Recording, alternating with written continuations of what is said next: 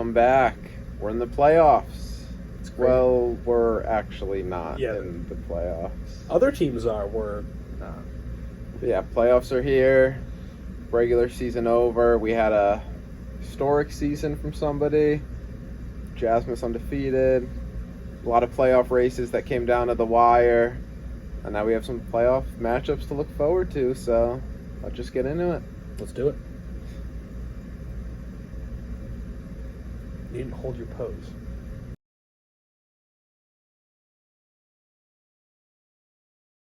And we're back with the news, which is probably just injuries because there's no more trades.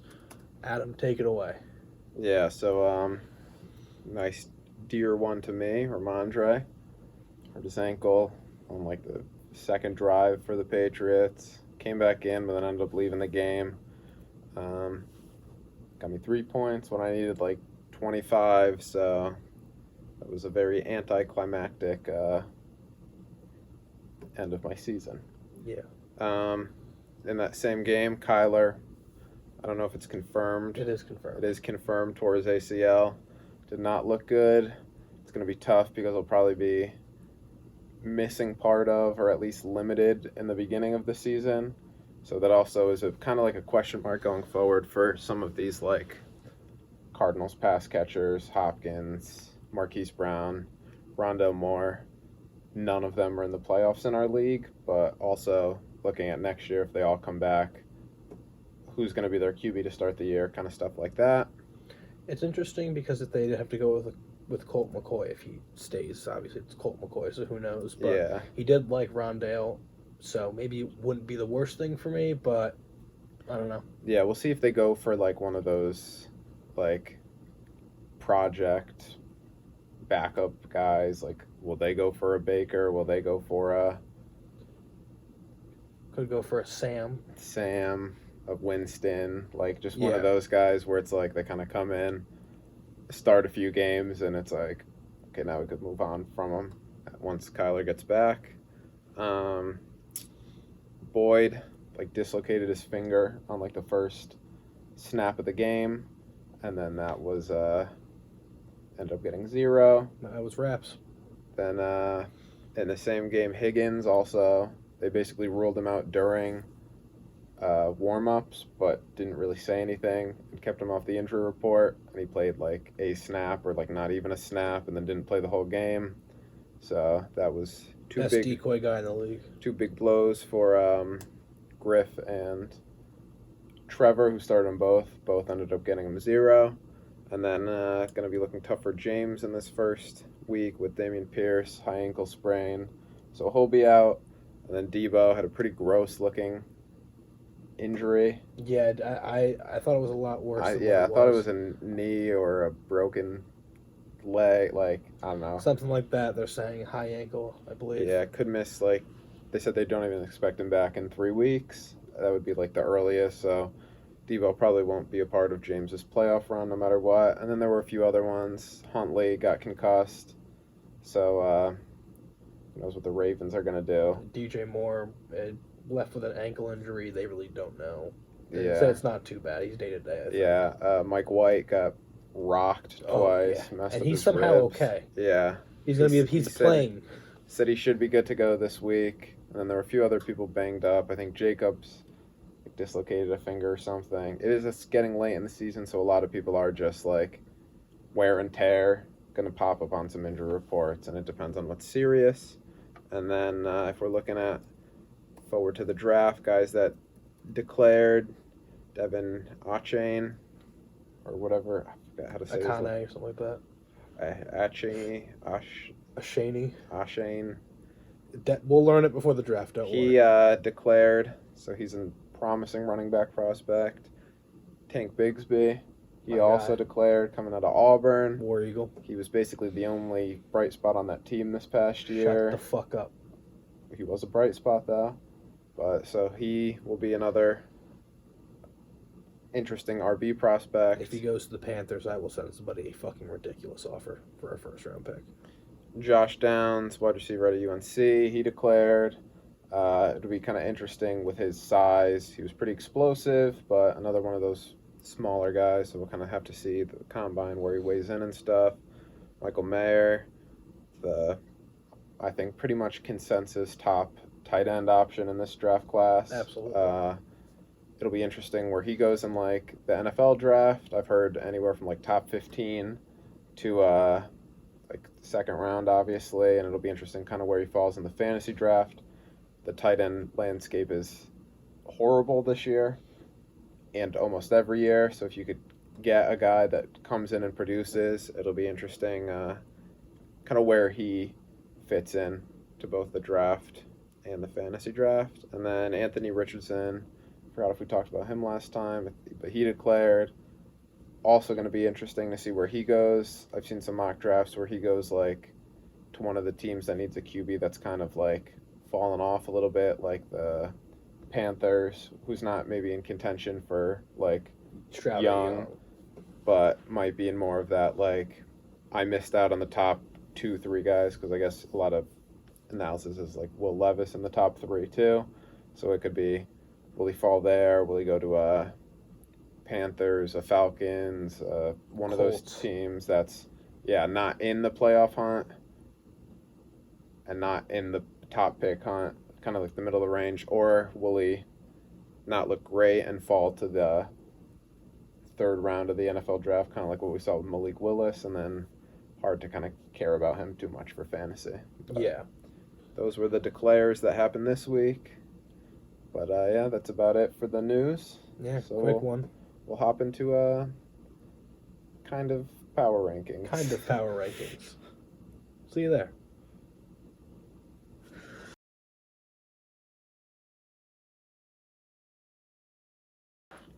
So we're back. We're not actually going to do like power rankings because half the teams are done and it's the playoffs, so it doesn't really matter a ton, and you kind of know where all these teams kind of stand up.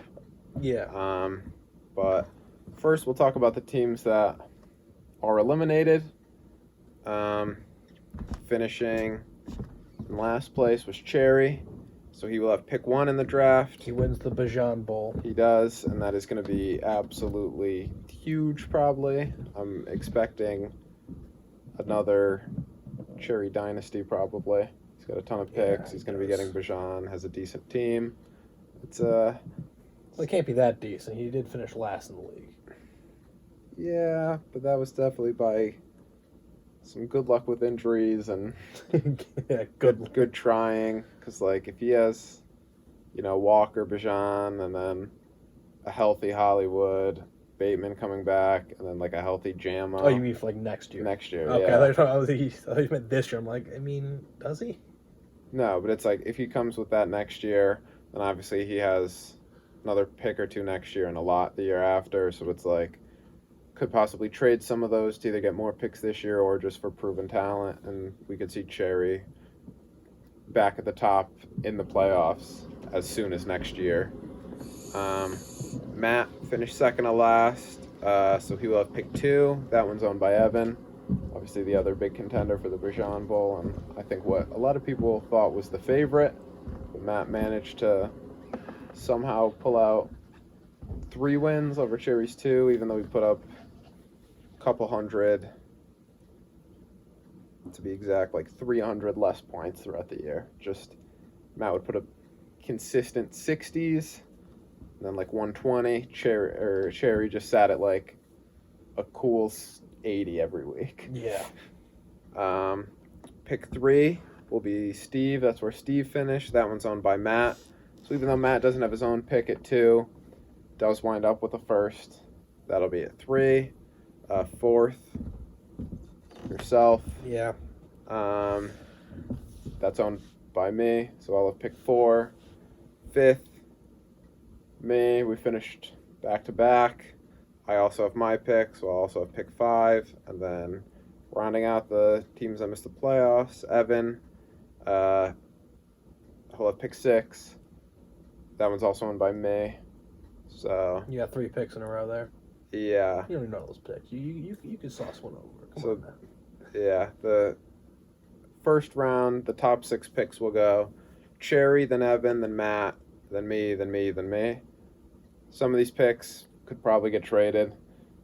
We love trading. We love trading.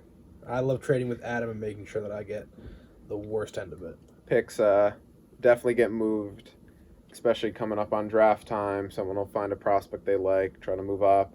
Someone might try to move down. Who kind of knows where everything ends up. But for right now, that's how it looks. And the other 6, obviously, is going to depend on the playoffs going forward. And that's kind of where we're looking at now.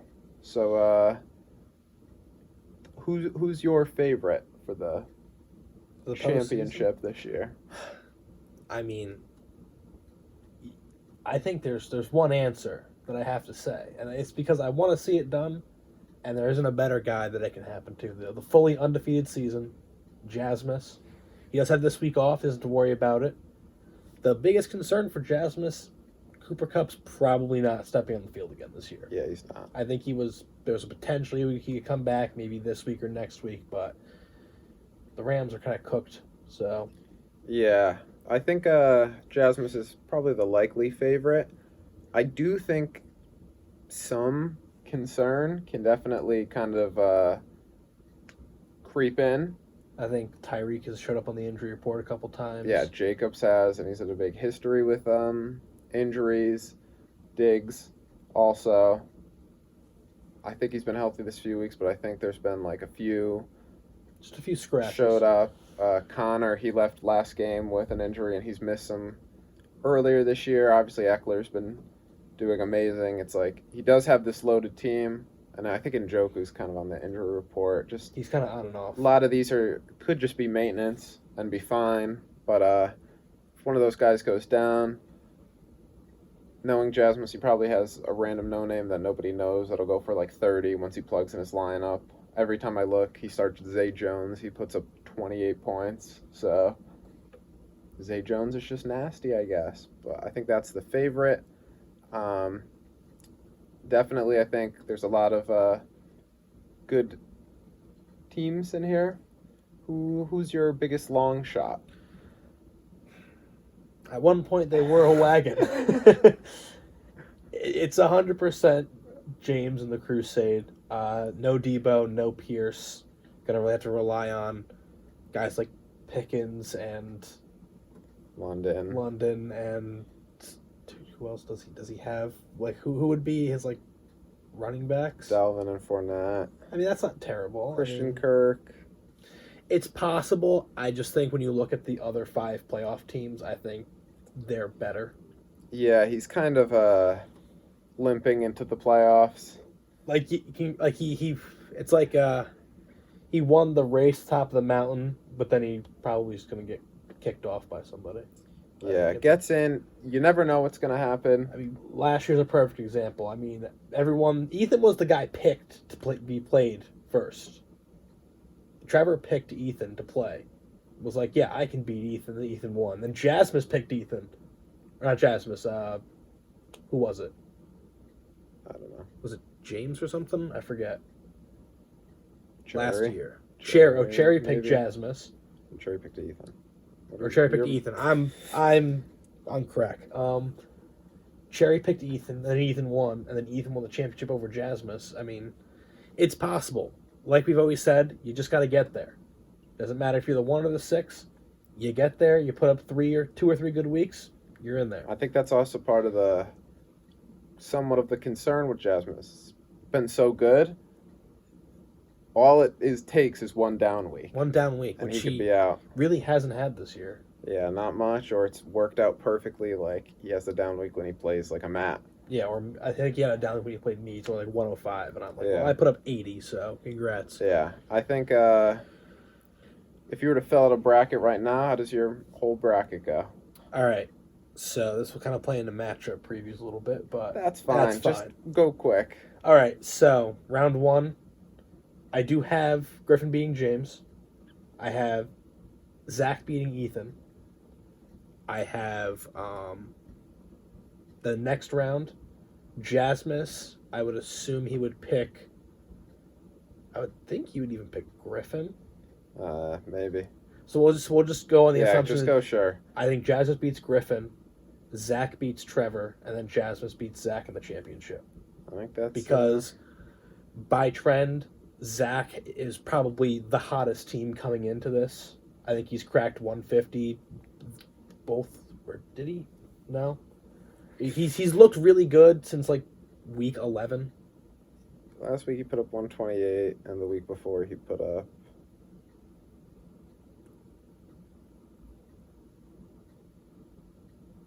185. Yeah. So yeah, he's Zach, I think, is the hottest team coming into this playoffs right now. Obviously, he has to play Ethan, who is not a team that's just going to lay down and die. I mean, Ethan has had a really good year, just hasn't been lucky. He had, I think, the highest points against. So tough to schedule. I mean, as you'll see later, that is by far my matchup of the week this week. Yeah, I think if I'm ranking, I think we got Jasmine is the favorite, and then I'd probably give Trevor number 2. Trevor, solid lineup. Lost last week, but he had a ton of guys on a bye and a guy that didn't really play in his lineup because it was like a fake injury report thing. Yeah. He has the bye, so doesn't need to worry about this week. So I think he's got to be number 2. I think I'd have Zach as like my 3rd favorite. Probably Ethan at 4, maybe even Griff at 5, James at 6. I think that's kind of how my power rankings of who I think could win the championship is. And what would your bracket be if you had to go real quick? We'll give Griff the win.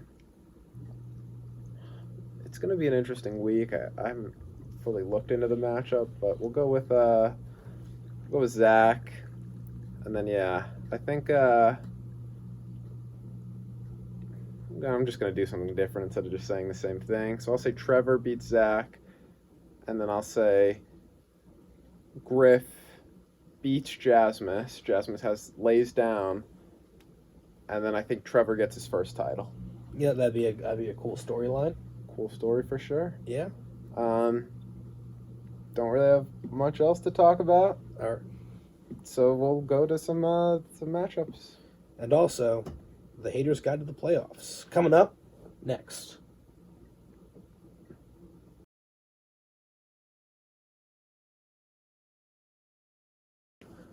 All right, we're back with matchup previews, but before we get into those, I can do a little thing at the start of the playoffs. I did it last year. It's called the Haters Guide. It's basically where I just, talk shit about every team going into the playoffs. That includes the ones that are out. It's fun to talk about them too. So if I'm really mean to you, I don't care. It's the whole point of it. So might as well start at the bottom with Cherry. You were the outright winner of the Bajan Bowl. You have a lot of future assets, and I sense you won't be down here for too long. That being said, we are talking about right now where winning is encouraged again. So definitely do that, or you're going to face the punishment, which is still a poster. We just kind of pick something.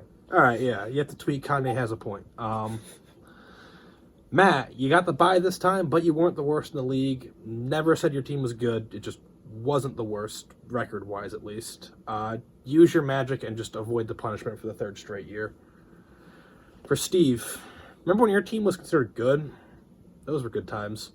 Decision to blow it up probably came too soon, but your Sockley career is just getting started. Now we should probably add some ground rules for that punishment so we can intro him to that, right?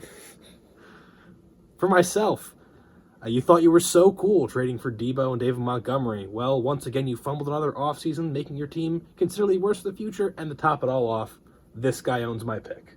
So, good job, Ryan. Speaking of this guy, we got Adam. I usually hate admitting you're right, but I think this one's going to sting you more than it hurts me. You were right. Your team was a fraud.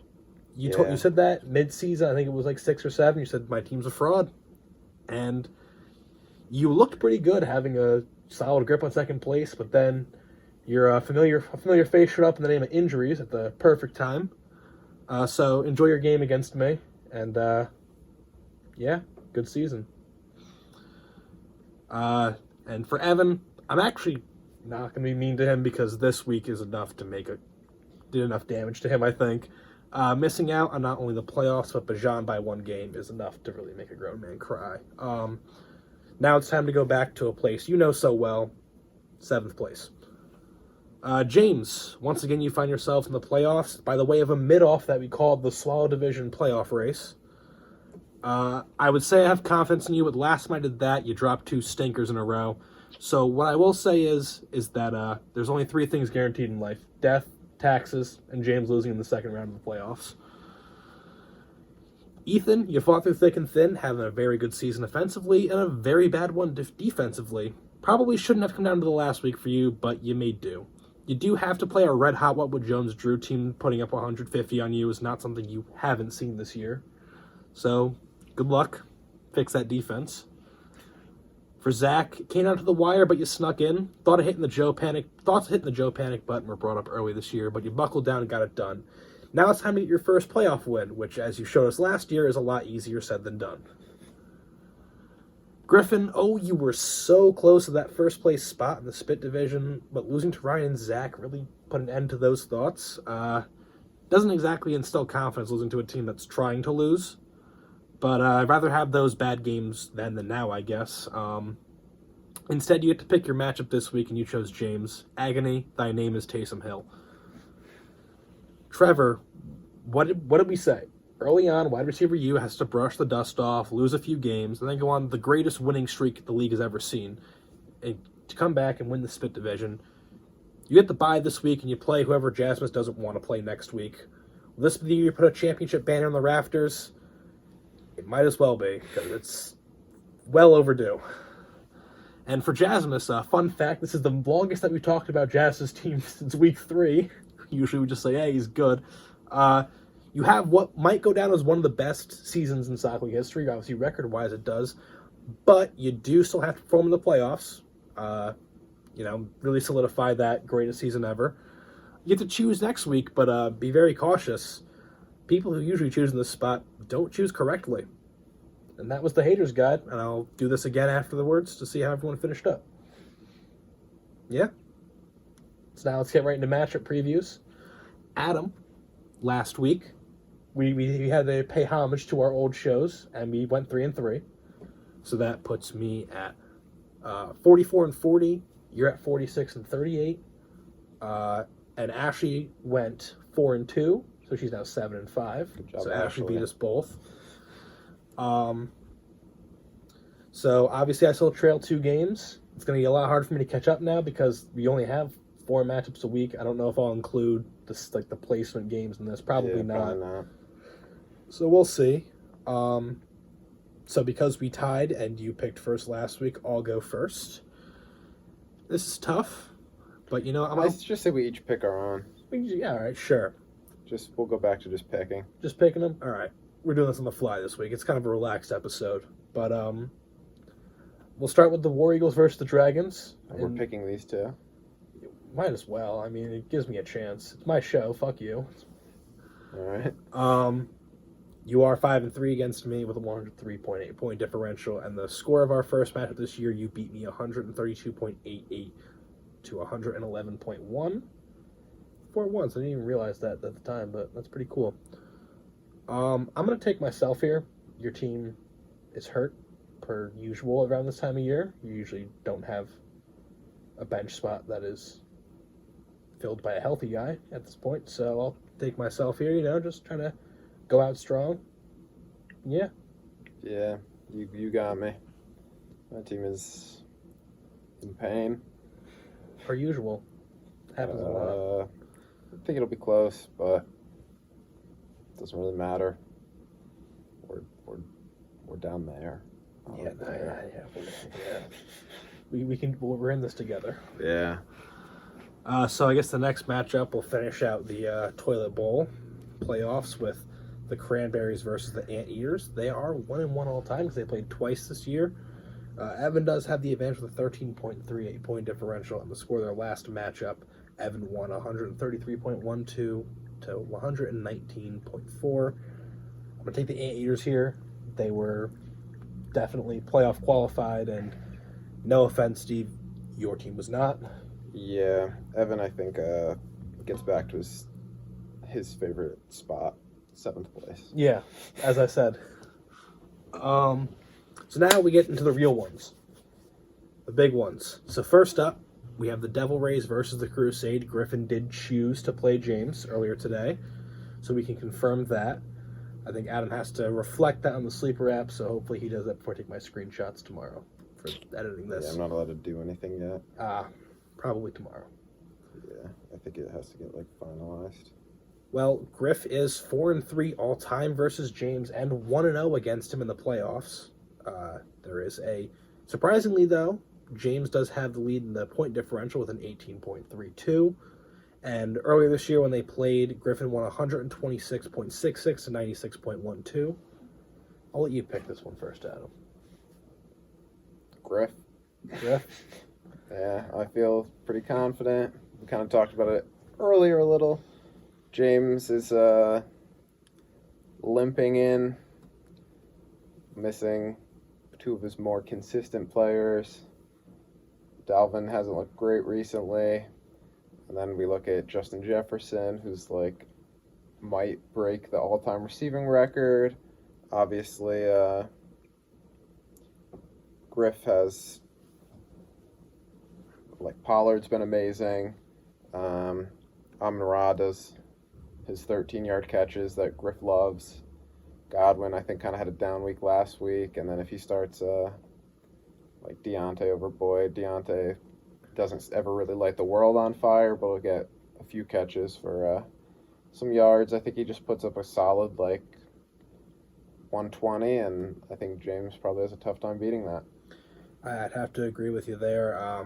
James is not looking good. That being said, Destiny usually likes to have James go to the second round, so maybe we're wrong. And finally, our matchup of the week. I referenced this earlier. Gladiators versus What Would Jones Drew. This is their third time playing this year. Another fun fact, Zach has not beaten Ethan since 2020. So Ethan's had his number. And so Zach started 2-0 against Ethan, then dropped the next 4. So they are Ethan's 4-2 all time against Zach. That's how numbers work. Ethan does have a 37.14 point differential, which is kind of low for someone who has 2 games on somebody. You'd think it would be a little higher, but there was one of the first games Ethan played Zach. It was a blowout. And the score of their last matchup this year, the Gladiators won 141.36 to 128.94. I expect the scores to both be pretty high this game. Like we talked about, teams love just trying against Ethan harder than they usually do. Zach has looked really good. Adam, who do you take here? I think this will be really close. It's definitely could go either way, and I think this probably comes down to one of them goes to bed kicking themselves, whether it's Zach, why did I start whoever over whoever? Ethan, why didn't I play this guy over this guy? And it's they both have deep enough teams where they have bench guys that they definitely could put in a starting spot over matchup, but it's tough decisions, especially when it's the playoffs and the stakes are so high, win or go home. I just think up and down the lineup, Zach has more set it and forget it studs could go for that 30 points than Ethan, who's running backs. Chubb hasn't looked amazing with Watson, and ETN's kind of been a tease since week 5. It's had 3 great weeks and then kind of just been down here. If they have the big bounce back, I could definitely see being Ethan, but I'm going to go with what we've seen recently, so I'm going to stick with Zach. And once again, I would have to agree with you. I think, like I said earlier, Zach is probably the hottest team coming into the playoffs right now. He's looked really good. Could also be a thing, did Zach use it all up to get here and then throws an egg out for this playoff? I will take Zach here. But we counted Ethan out once before, and he went to the championship and won it. So I do think it's also Griff's in the same spot that he was 2 years ago picking his opponent. That year he picked Jasmus. Jasmus took him out, and then he would have won the championship if he picked his other opponent. We'll see. Which would have included, I think, a 218-point championship, something like that. Yeah. And then I think the other big thing with Zach's team that we have to look at is the bad thing about James's. Debo's out. Zach has McCaffrey and Kittle. Yeah. Debo's definitely gets some over the middle targets that Kittle could be getting. Some of those like swing passes, rushing attempts that McCaffrey could be getting.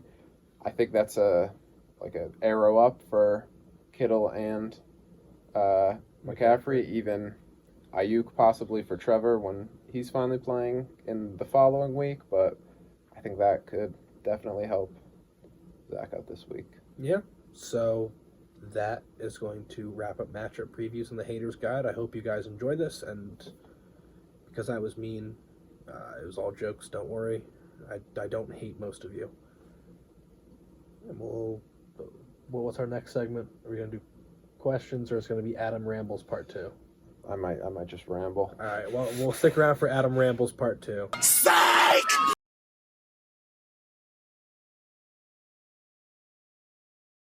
So we lied to you guys. We are going to go into questions. We're going to start with the fan ones, and then Adam and I are just going to kind of spitball back and forth, have a nice conversation. I feel like a lot of the times the stuff we do, we kind of plan it out, where this is going to be more like just let's talk about stuff. It's kind of a short episode, so we got time.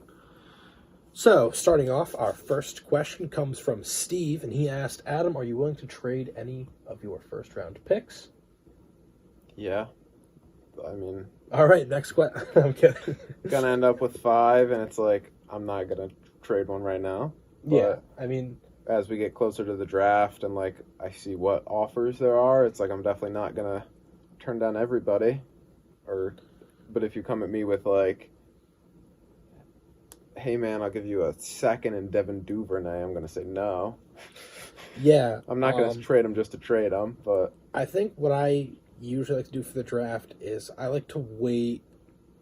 I'll send a few things out, maybe like after the combine, be like, hey, I think this guy's going to go here. But the biggest time I try to look for draft picks is the week in between the NFL draft and our draft, because we draft, I think, exactly a week after the NFL draft. So at that point, it's like we know the landing spots, we see the rankings, and like adjust them to what we think their spots were. And that's like really big. All right, if I want to get this guy, I need to trade between like 1.5 and 1.7. yeah, I think a good, yeah, that's probably like the safest time, and I think I'll kind of do that sometimes where it's like, okay, now I know where everybody is. I kind of have an idea. This guy's going to go here. This guy will probably go in these 3 picks. Like, if I want this guy, it'll probably have to be around this spot. But I think there is some more like of a gamble and a risk trading like before the draft. I'm not thinking like January, but I'm thinking more like, yeah, between the combine and the NFL draft, where it's like maybe I trade up for, just say right now it's like, okay, there's one tier with 1 player, another tier with 3 players, and another tier with 3 players. And it's like maybe I trade for the pick 5 that is currently in the 3rd tier, but then when one of the players in there gets drafted to be a receiver on the Chiefs, it's like he jumps into that next tier. So that, or someone you were expecting to get drafted in like the 2nd round gets taken in the 1st, and you're like, oh, they really like this guy. Yeah. Moves up their board, stuff like that. Part of the thing, it's you try to think like the other people, but you really don't know. I mean, when Matt traded up 2 years ago with you to pick 4, we're all like, oh, he's going Javonte or Etienne. And he took Trevor Lawrence, and we're like, what? Yeah, I think definitely. I think your Traylon Burks pick surprised some people. Yeah. I mean, obviously, you and I have in the past some good conversations around the draft. Last year we had a little bit more in depth because it's like I have picked 1, you have picked 2. You can't jump me, so I'm just gonna say, hey, I'm taking Breece Hall, so don't even think about getting him. But it is interesting. Garrett Wilson falling to 4 last year. I took Christian Watson over Sky Moore. That was kind of seen as a risky move. Yeah. I think each year that there's some, like, someone thinks this way, someone thinks this way. I remember the like, Clyde year. I was like, I think Taylor's, like, 1, no matter what. And, like, I wasn't huge on Clyde. I wasn't huge on, I hated Judy. Yeah, you were I big still Judy hate hater. Judy. Couldn't believe he went like 4 or wherever he went. You went like 2 to 6. Zach. No, I went Clyde, Dobbins, JT, Judy. JT. I think then Judy. Then I took Swift because I was debating Swift and CD. Then I think CD after. So that was So your Zach on. had a lot of picks, right? Yeah, but Yeah. that was the year where I was like, man, I'm taking. Granted, what I did turned out worse. I had Ray Gore over Judy, Yeah. but I was low on Judy. I think I had Jefferson like in that tier, too, where I had like CD, Ray Gore, Jefferson, Judy, all pretty close, and then Yeah. Higgins like slightly behind that because I also didn't like Ruggs a lot, so. Good I call don't know. there. Yeah, but I don't know. Each year, then it's like, I don't know, I didn't like JMO a ton this year. I liked someone doesn't. That's happened all the time, so you never really know exactly who someone's going to take, besides maybe pick one. You know, it's going to be Bijan this year. Yeah. You knew it was going to be Hall last year. But I think trading up early could get you better value or worse by just like me thinking, hey, there's no one I want to pick. Or if you have whoever has any pick, 3. It's like, man, I really only like 2 guys. Let me trade out of it now. And then it's like, oh, someone jumps up. And it's like, oh, this guy at this spot I love. I want him at pick 3. And it's like whoever traded for that 3rd pick could get a big value boost. Oh, yeah. I mean, like I said last year, people came up to me because I had 3 picks last year. Like, hey, what are the odds you get like pick 3? What are the odds you get at pick 8? And I'm like, let me just see like where people fall, because there were a few guys I was pretty high on. And also, it was tough because I had you and James before me at pick 4. And even at the time of the draft, I was like, oh, Ken Walker's not going to be there. Like, you're going to take him or James is going to take him. I was talking to you, like, I really want a wide receiver. I was like, okay, that could work. And then James was like, oh, I'm 100% going London if Adam doesn't. And I was like, okay, I can get down with this. Because that was going to be a thing. If it was Drake London at 4, I was going to ask people to trade down because I didn't want Drake London. I liked him in college, but I couldn't come to terms with picking a Falcons player as a diehard Panthers fan. So Yeah. so if James didn't take London and took Walker, I would have traded out of 4 there, which maybe would have saved me from trading away Ken Walker. But Yeah, I don't know. I think draft day trades, that's probably one of the busiest times. Same with like beginning of the year, like right before and the like first week of the season. I think people definitely get pretty trade happy. The draft, and then obviously like the deadline / the week setting up to the deadline, which kind of goes with Trevor's next question. yeah, Trevor asked us, have you ever thought of getting rid of the trade deadline? It was last week, so there's only 1 week left in the season. There are pros and cons to it. Obviously, this year we didn't really know when it officially ended. We thought it was going to be like when Sleeper does the weekly report at like 11 a.m. on Tuesday. Little did we know, the second the clock hit 0 in the Saints-Bucks game, that was it. Yeah. Because there were a few trades that were discussed that didn't go through. Yeah, I don't know. My thing, I think I would always have one, but I wouldn't mind it being the last like week of the regular season. So it's like just no trading in the playoffs. Yeah. I wouldn't hate that. I think once you get to the playoffs, it could just get a lot. I think it would be interesting, but I don't know if that's exactly what I'd want for our league. Obviously, if everybody was like, yes to this, it's like I wouldn't just necessarily be like, no. But I think it gets to the point where it's like, oh, you made the playoffs. And it's like, oh, now you're in the championship game, and now you're trading everything just for the person that's going to have the best week this week.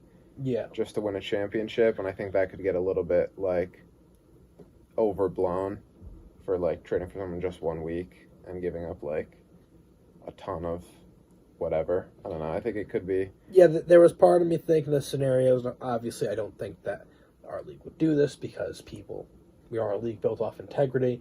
But it could be like a thing where if, just for an example, say you and Ethan are fighting for the last playoff spot and it's like Sunday after the 4 o'clock games, you're down by 7 and you go, hey, I'll just trade you all my guys for the playoffs, and you just trade me like your picks and a few younger guys, and like something like that, where it's like very clearly like, oh, you're just stacking one team for the playoffs. Well, I don't think that would happen. And still, even with a stacked team in the playoffs, I think it's still tough. But I'm thinking more if it was like just the end of the regular season, I don't think would be an issue, because it's still like then you'd have to win 2-3 games. But it's like if you were allowed trading in the playoffs, like, That would be hell. it's week now 17, and you're like, sure, take my first for like this random guy that's going to be the starting running back on this team, just so I could get like a little boost in my second flex, and like, yeah, I have these two guys that are hurt. Let me trade everybody just for like the best possible lineup this week, and I think that could be a lot. I think trading the playoffs is at least if we were cast to vote right now, it would be a definite no from me. Continuing the trades for one more week, I would not be opposed to it. Like we discussed last week, I kind of wish Sleeper, if it could be like, oh, you can trade up to like the start of the Thursday night game in week 14. Yeah, I think that would be a cool spot too. And then, I don't know. It'll be interesting. We did vote on it last year, and this is kind of where we ended up, because I did bring this up last year, and I think we had a few, like, end of season, a few, like, push it back. Most of it was, like, push it back, like, 2 weeks, a week or two. And that's what I did, and some wanted to stay the same. So I did just push it back. I think it used to be 12 or 11. Yeah. So I pushed it back, like, 2 weeks, and then this is kind of where we ended up. Yeah. But our next question, which is also from Trevor, he's asked, who do you think that Jasmus would pick? He obviously has the choices between the winners of Griffin versus James and Zach versus Ethan. And we talked about that if the winners were Griffin and Zach, I think Jasmus would pick Griffin. I also think that depends on, honestly, who has the better week. Like, if Griffin comes out, puts up, like, 160 on James, I don't know if Jasmus would be like, oh, I want to play that. Yeah, I also think, I haven't looked at matchups for any of this, so it's like, I don't know, if Jefferson's going up against... He's going up against Indianapolis, I believe. Well, okay, in 2 weeks? Or not in 2 weeks, no. Yeah, well then, if he's going up against, like, Denver, and it's like, oh, they have a really strong defense, maybe he'd be like, yeah, Griff. But if Zach, it's like, someone's going Devontae's going up against Detroit. the Jets with Sauce, and someone's got the 49ers are going up against Denver, so it's like that'll be tough for Swift or Kittle and CMC, like looking at the matchups there. Also, I think the big thing that'll kind of come into it is when we see how these games unfold. If it comes out CMC's banged up, another guy's banged up, it could be like, oh, I'll go with Zach because his team's a little more hurt. If a big injury happens, kind of like how we saw with James this week, where it was like 2 of his guys went down. If Griff loses both his starting running backs, it could be like, oh yeah, definitely Griff. Or if Ethan makes it, because I think that matchup's super close. Even if James makes it, I think he'd pick James just because he is so beat up. Yeah. But who knows if Ethan makes it and it's like, okay, Chase is hurt again. This guy's going to miss a week. And, like, this guy's going to be limited all week. And, like, a game-time decision, it's like, maybe I'll go with this guy and hoping that he just misses, like, 3 players. So I think anybody gets banged up. But, I don't know. I think Zach is the team people want to see the least right now. Absolutely. I'd have to agree there. And our final question is actually a question to Ashley. She could not join us tonight. But Ethan asked, and obviously I think you can answer because you know the answer to this, but Ethan asked, why does Ashley love Pierre Strong so much? He's a 3rd or 4th string running back in the Patriots. Had a huge game, though. Huge game. What is it, like 60 yards? 70-something. Oh, wow. He had like a 40-yard run. Pierre has arrived. Yeah, I texted Ashley just to get her official answer. So these are her words. She goes, it was the combine when I was explaining to her what the combine was and why it's important. And then said something like, and then there's people like this guy, and it was Pierre. I was like, who's basically a nobody, people don't really know a ton about, and it doesn't really matter too much if he doesn't do well. And then he had like the best 40-yard dash time up until that point. And then she's like, wow, you said he was a nobody and now he's fast. So then he became her favorite. Followed him on Instagram. Did you follow her back? No. I think he did. I think she DM'd him and was like, Pierre, I'm your biggest fan. I've loved you at South Dakota State and all this other stuff. And then I think he just seen it and then answered or something. And it's just like, yeah, she became a huge Pierre fan. She was really excited for the draft, wanted him to go to the Jets, so I'd be a big Pierre fan. Instead went to my least favorite team, so it's been an interesting love-hate relationship with her rooting for Pierre. And then also Pierre, training her to be a Breece Jets Hall. fan. Yeah, it's tough. She was not happy with the Breece Hall pick because that meant they probably weren't going Pierre. But yeah, Pierre's her go-to guy right now in the NFL. 7th round pick out of South Dakota State. Yeah. Yeah, so that does it for fan questions. Now, Adam, you were kind of cooking up something in the intermission. Yes. And let's just have a conversation. Okay. One of my questions is this the highest, like, value-wise that Bijan will ever be? Because we talked about it last week, and we're like, what's pick 101 worth? And it's like, I don't know, 3 firsts and 1 probably pretty early. Kind of reminds us of, we weren't really there for this year, but I saw some stuff once I started getting more into Dynasty about how, like, when Saquon was there, it's like, yeah, I'll give you 102, 107, my future first and a second. And it's like, do whatever you can to get Saquon. And it's kind of the same thing with do whatever you can to get Bijan. But, like, what would he have to do to really, like, make his value, over 4 firsts? Like, yeah, he'd have to be the best running back in football by, like, a good amount. Yeah, I mean, he would... I think you said it well. He has to be the best running back. I think... Like, put up a CMC, we've always talked the 2019 CMC type year. Something like that, where then it's like, okay, this guy's young, and now he's worth 4 first. Like...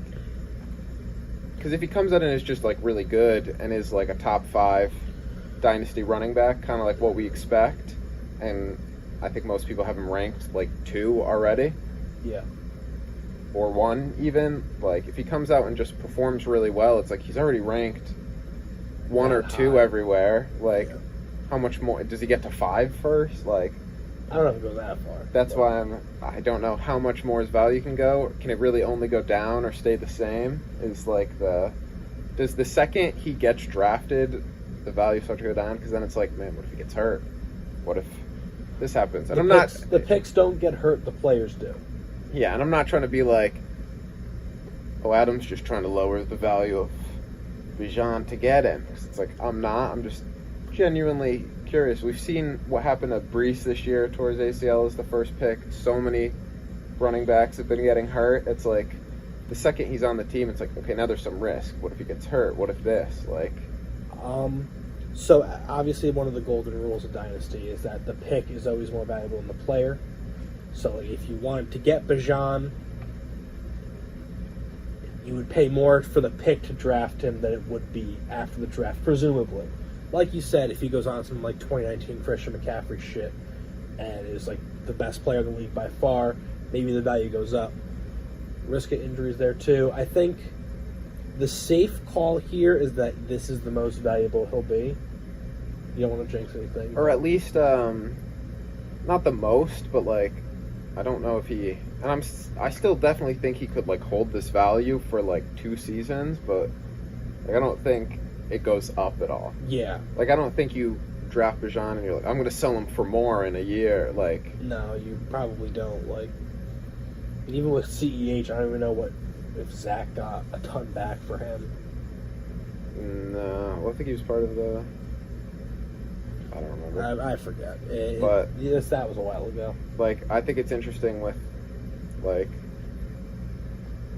if we look at Saquon, who had basically what you'd want from Bijan out of a rookie year, being was he the RB1 that year? Or did he lose to CMC by, like, 0.3? I forget what year it was. I think it was... No, 2018 was their rookie year, and the CMC was involved, but not giving the ball every play involved yet. He was RB1 in PPR, RB2 in Standard, but I think him and CNC were, like, literally neck and neck for most of the year. But it's like you get that, and it's like, to be fair, I wasn't really shopping Saquon. I was trying to win. I'm not going to give up Saquon when you're trying to win. But I wonder if I did, would I have gotten over 3 firsts, or is like, what I guess I could have gotten 4, because if we look at when McCaffrey was traded, it was kind of worth like 3.5. Yeah. So I that was just one of my thoughts about like where he's valued right now, because it's already so high. Can it go higher? I'm not exactly sure. Sure, it could if he comes out and yeah, 20 touchdowns, like 1,500 yards, 70 catches. I'd pay 4 firsts for that. Yeah. Another thing, we have some end of the year. The regular season is over, so we have I have some interesting fact stuff. Do tell.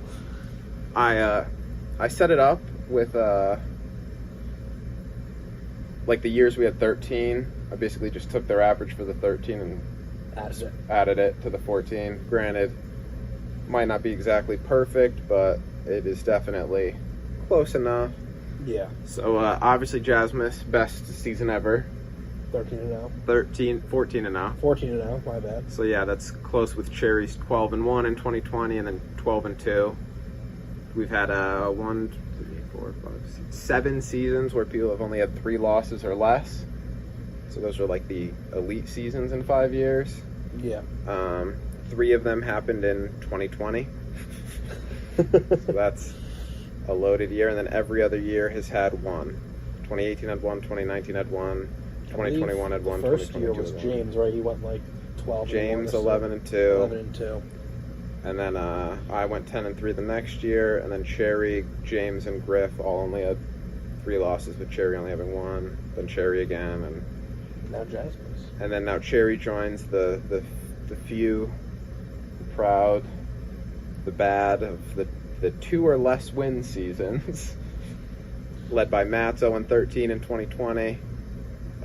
Zach's 1-12 in 2019. Cherry, his 2-12 in 2022 this year, and then Ethan went 2-11 in 2020, and then Cherry also went 2-11 2018. So he's got 2 wins or less seasons and 3 loss or less seasons. So Cherry is here or here and nowhere in between. And he doesn't finish in between. He's rebuilding at the bottom or finishing at the top. At the top.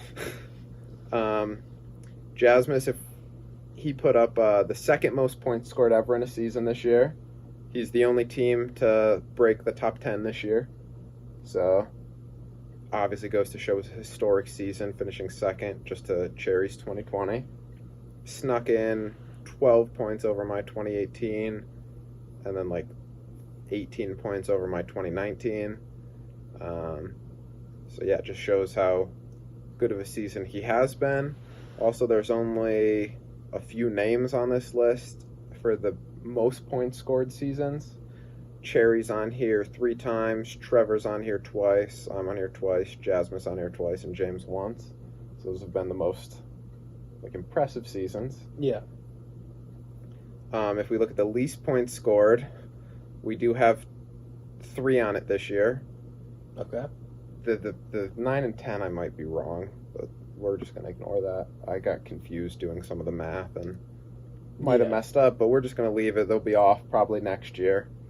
But yeah, Matt, his 1,146 is good for second all time.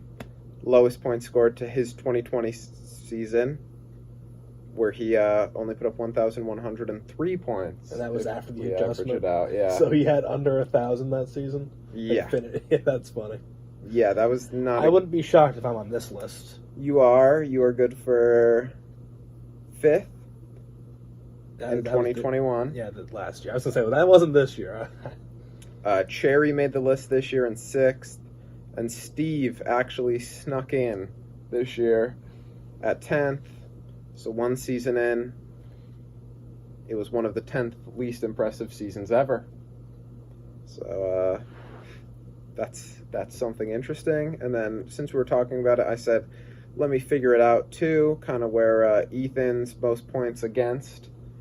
It was actually only good for 7th, and it was the only one to make the list this year. Who had the worst defense? Cherry in 2018. He gave up 1,970 points. Jesus Christ. Zach, the next year, 1,948. Did I make this list? No. All right, so that's not good. I do have something that is interesting about this. The league's been around for 5 seasons. Yeah. And then if we look at it, Ethan and Tori, because Tori's on this list too, they make up 4 of the top 11 highest points against seasons in 5 years. That is. So they had 1 year that they're not top 11 in most points against. So fire the DC. Yeah, get him. He should have been fired years ago. And the interesting thing is his one season that he didn't. It was the 7th easiest points against schedule ever. So 4 of the hardest and 1 of the easiest. I do think it is funny, like, Griff's not on this list at all. James isn't on the list at all. You're not on the list at all. Or you are for least points scored. Oh, that was actually wrong. But yeah, you're not on. So it's like, Ethan's definitely had the toughest go of it. Yeah. He did win a championship. So. Did win a championship going through this.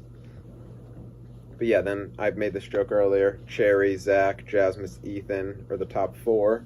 And those are some powerhouses that we've looked at, some champions, and Zach. There's a hole in my sock. Okay, possibly could this year. We look at the playoff appearances. James has talked about this. Him and Trevor are both at 5. Griff is there in 2nd at 4. Jasmine's made it this year. Him and Cherry both have 3. Then yeah, a lot of other people have like 2, 1. I'm at 1, I think. You are at 1. First year. It's been a long 4 years since then. And then yes, Evan and Steve are at 0. Steve first year, Evan very unlucky. And then this is actually the second time that Evan has missed out on the playoffs by 1 game, where if he didn't do it the format we did, he would have made it. If he did top 6 instead of top 3 from each division, he would have made it. This year, and I believe 2019. Both him and I would have made it in over other teams in the Swallow division. Yeah. That being said, I think we did the math, and even if we did make the playoffs that week, we both would have lost. So yeah, it would have been an extra game to care about for not much. Yeah. Zach, yeah, you mentioned this. He's looking for his first playoff win ever.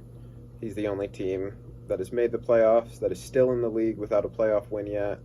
And Ethan is looking to keep his perfect playoff record alive because he's made it once before this year, went 3-0. All right. And then, yeah, as we just talked about there too, obviously Evan has been the head of the switch the divisions, and it's obviously something we could talk about again. I think a good amount of people like the divisions. We could just get rid of them altogether.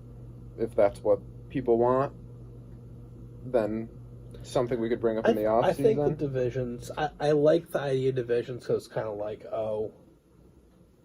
because it's a tough decision. Do you want to explain how you made the divisions in the first place? Back when the first start of the league? Kind of by where people were located. Yeah. So it was like, I think me and Griff talked about it like in his room, and it was like, okay, we have like kind of like the Wallingford Central people, and then kind of like the URI, and then Zach was New Jersey. More. I don't know if he was there yet. He wasn't there yet because I think this was my freshman year. That was my sophomore. Or so Zach was still in high school. Zach was still in high school, but we're like, he's more Rhode Island than. Yeah, and I was at Eastern, which is more. Yeah. I was in Willimantic, so it was closer to Rhode Island. It was more just like also like friends. Yeah. Zach was his brother, and you were, also out. No, Zach had to be in New Jersey because we had Richie, and Richie didn't meet Zach till college. Yeah, Zach was, gone. So it was like, Central, more central Connecticut, and then not that. So that's how you and Zach ended up over there.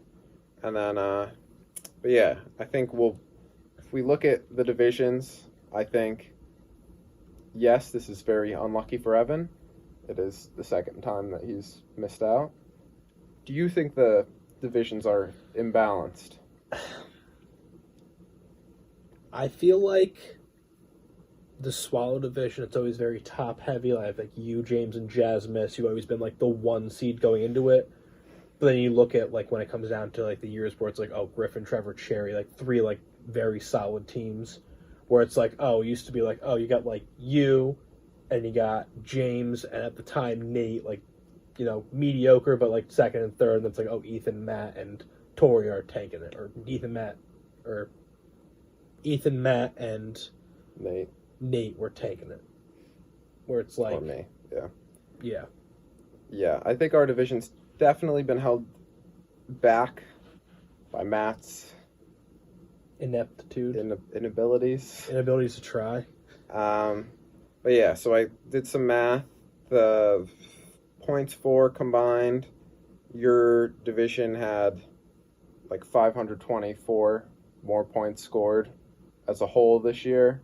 Obviously, we had Matt bring us down, being 300 less than your worst, but we did also have Jasmus about 300 more than your best, so yeah. I guess that kind of evens out. And then your middle teams just kind of did better than our middle teams. You had two others with like 1,800. Ours were more like mid 1,700s. So I think it's also a thing of like we've had so many teams be rebuilding and then competing and stuff where it's like for a while there your division was kind of just the same thing where it's like, all right, Matt's been bad for 3 years now. Yeah. Where it's like we had Zach who was really bad, but then he got better. I started out really good, got worse. Cherry was really bad, became a juggernaut. Griffin's kind of always like in the middle there. Trevor has one of the more consistent teams in this league. Yeah, and mine, ours has been a little bit different. But if we look at the points against, our division has 207 more points against scored this year. So I guess our defense has been worse, so we might have a little bit more unlucky matchups. Yeah. But I think the main thing is just scheduling. Because I think that is one of the harder things you can't really predict it because you don't know the week when Matt's going to go for 140.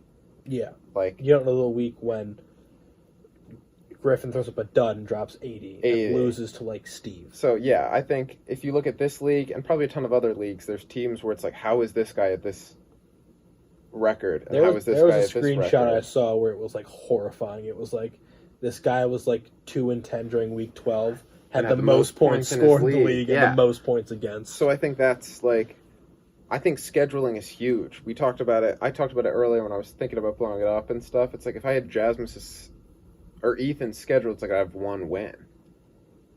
And then I got lucky to have mine and get to, like, I think it was 6 at the time, or maybe I was already at 7. Still didn't work out for me. So I did it for Evan, because Evan was obviously the team that just missed out on the playoffs. So I did it for all the teams except for Jasmus in my division. So it's like kind of what would have happened if, like, say we swapped 2 teams, because he was the one team out that it's like maybe he gets in. So if he had Ethan's schedule, he would have had 5 wins, missing the playoffs in our division. Ethan would have had 9 wins, making the playoffs in your division. Would have been fighting for the 1 seed too. Yes. Wouldn't have had it if we look at the points for, but whatever. If we switched him and James only would have went off and had 5 wins in your division, not making the playoffs where he did. Evan would have had 7, making the playoffs in our division, being the 3 seed. Yeah. I would have had 8 wins in your division this year, Would have made the playoffs. Wouldn't have made the playoffs because I would have had the same record as Zach. I had at least points 4. I would have been in the same situation Evan's currently in. If Evan had my schedule, he would have had 6 wins, so he also would have missed the playoffs by a game. If Steve had his schedule, Steve would have got 5 wins, so he would have got 1 more than what he finished with, still not making the playoffs. If Evan had Steve's schedule, he would have only had 6, missed the playoffs. 1 game. If Matt had Evan's schedule, he still would have had 3 wins. If Evan had Matt's schedule, he would have had 6, still missed the playoffs. So it kind of consensus. There's a very few scenarios where Evan makes the playoffs. Yeah, if he switches divisions, so unless it's with James, he still ends up missing it by a game. Obviously, different trades, whole different universe if that happens. And I'm sure if we did it with, took Zach, things could be a lot different. I just did it with this because he was the one that got out. And I think it just shows that it's Evan didn't even have one of the lowest points against. It just the way his schedule worked out was just perfect for him. He played Matt when he scored 93. Matt scored 80. He played Cherry when he scored 90. When Cherry scored 80. And then it's he put up 140 when he was playing someone that put up 150. So it's I think that's also why when you look at the point differentials, a lot of his are pretty close. Where it's he has these close matchups, and it's worked out for him to get a really good record this year. Missed the playoffs, unfortunately, but you just change that schedule a little bit, and it could do a ton for not only his team. It could be an Ethan who now is fighting for a bye instead of fighting for a spot. Could make James knock him out of contention way earlier compared to James fighting for a playoff spot. So I think the biggest thing is schedule, and I literally make the schedule random, and there's no way to know, oh, you're facing this guy when his week's going to go off. Yeah, I definitely know that before the NFL schedule is released and what's going to happen. So it's just been, I think scheduling and just basically getting lucky with it matters a ton. Yeah, I can agree with that. For the division realignment, I like the divisions the way they are personally, but if the majority of the league wanted to change them, yeah, I wouldn't be opposed to it. I'm not a guy where it's no, it has to stay this way. Yeah. It could be another vote brought up this off season. We'll kind of see where it lands. I could even see if we wanted to do a random division draw, where you just put everyone in a hat and you pick 6 names. These 6 are this division, the other 6 are the other division, something like that. But I think right now, even with some of the stuff going on, we do have the nice rivalries. Obviously, Griffin, Trevor, Cherry, Evan all used to live together, and would I hate being in a division with you, James, and Steve, who I talk to a lot? No, but yeah, could also just get rid of divisions as a whole and just go. That I don't know if I like.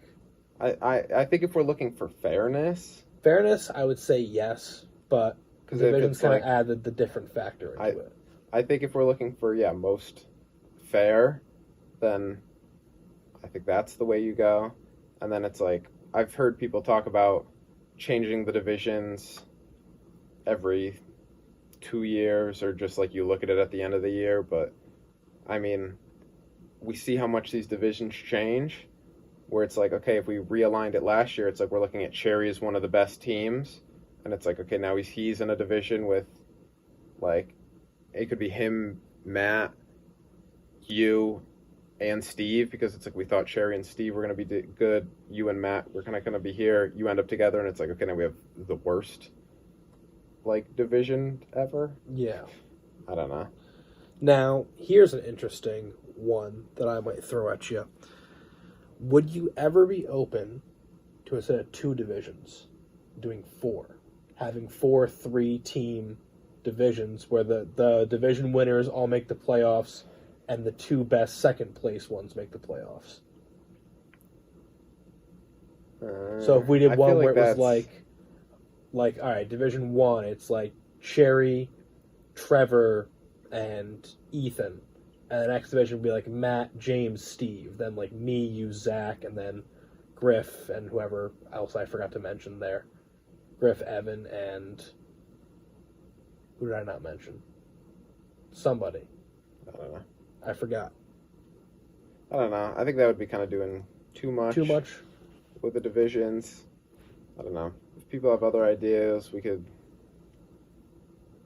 I don't really know exactly what. I've seen a few different things. I think the divisions are interesting. I think it makes for... Good storylines. Yeah. And then it's like, if we change it once, then it's like, how often are we going to change it? It's like, then what if they don't need it? And I'm still not fully convinced that they do. I think if we're looking at the future, like, Matt has a good amount of picks. Cherry will get better. Cherry will get better. I'm assumedly going to get better. I think Jasmine still probably remains strong. Ethan still has a good core. I think, I don't know, maybe. Like I said before, I think it was more of the fact that in the Spit division or my division, there was a lot of changing. Like, obviously, Cherry went from best team ever to literal last place in the league this year. Zach had the infamous, like, original worst season ever. Then, he's back in playoff contention. I think that it's... Our division, I think, has changed a little bit more, where it's like you see, like, the most reoccurring people. It's like, obviously, you're Trevor, who I think Trevor and James never missed the playoffs. You, first 3 years, think made the playoffs? 2 or 3? Just 2. Just 2. I feel like your division, when it does change, it's pretty even, and for ours, it's more year by year kind of thing. Yeah, I don't know. Definitely something we could talk about in the off season with the league. Have a vote. I don't know if it needs to be changed. I could see it. You don't know just who's going to blow it up. Like, if we were looking at the end of last year where Cherry's the best team, did we know he was going to blow it up? It's like, he said he would, but who knows? And then it's like, everyone's always said, I'm just going to blow it up. Next year, it's like, yeah, you move Jasmine to a new division because he's whatever. Like, you don't think he's going to be...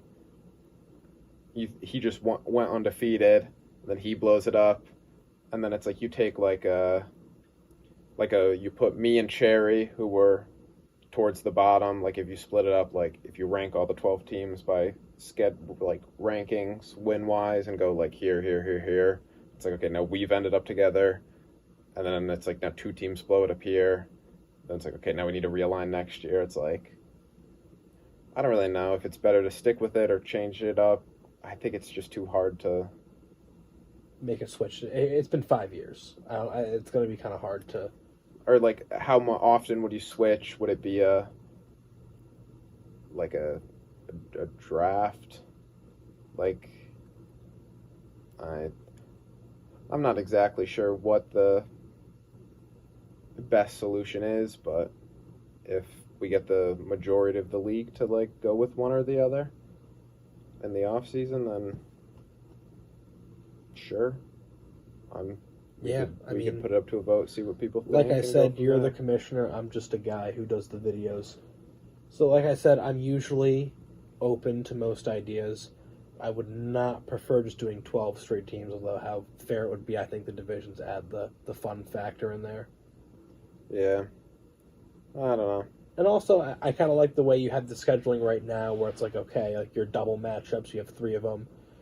So you're going to play the person that finished like directly above or below you twice, and then you play the person who finished the same as you last year in the other division twice. I think that's kind of cool. If we went to 12, I guess it would be...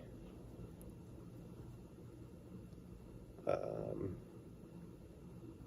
don't know exactly. Yeah, it'd be kind of hard to do that. Because you can't do like...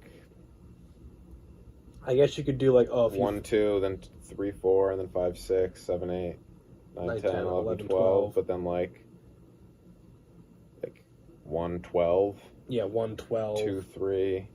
It would. Then it's like, I don't know. We're trying to make the schedule, the top teams play the top teams when we're doing this, and I think that can lead to good rollover by my team was here at the bottom, so now I'm facing the team that was also at the bottom in my division and the team that's at the bottom in the other division. Is this the first year you started doing this, where like you matched it up like that, or is it the second? Second. Okay, I mean, it's a newer concept. Originally, our schedule used to just be oh, you're going to play With the five they teams in your just made division it, yeah. first. So this is what Sleeping made. 5 teams in your division first, the 6 teams in the other division, and then you'll play 2 random guys in your division again. I Yeah. kind of like the way you set it up. Yeah. And then the one random matchup, which I think is, Which is like just you picking out of the pool.